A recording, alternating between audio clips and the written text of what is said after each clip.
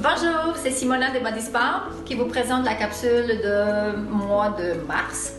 Et aujourd'hui, on va parler très scientifique des peelings chimiques de alpha-hydroxyacide.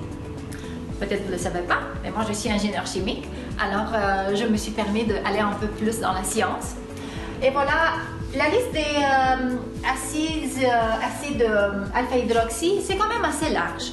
Mais nous, aujourd'hui, on va se limiter au acide glycolique qui est très utilisé et aussi acide lactique. Mais dans la liste, on voit aussi, on a l'acide malique, citrique, tartrique. L'acide lactique, j'ai fait une petite parenthèse pour vous expliquer que si vous le trouvez dans les aliments, il est un conservant.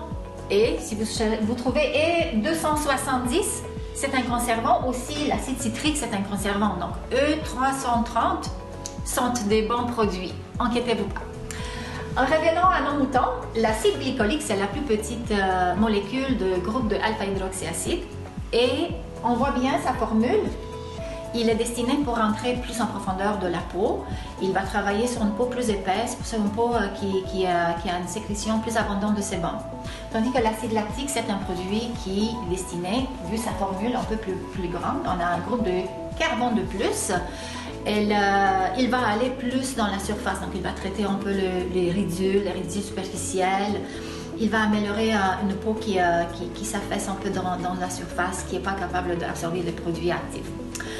C'est très important de tenir compte que ce sont des produits photosensibilisants, les acides alpha-hydroxy. Donc, faites attention, mettez l'écran solaire et aussi hydratez bien la peau suite à vos séances de alpha-hydroxyacide.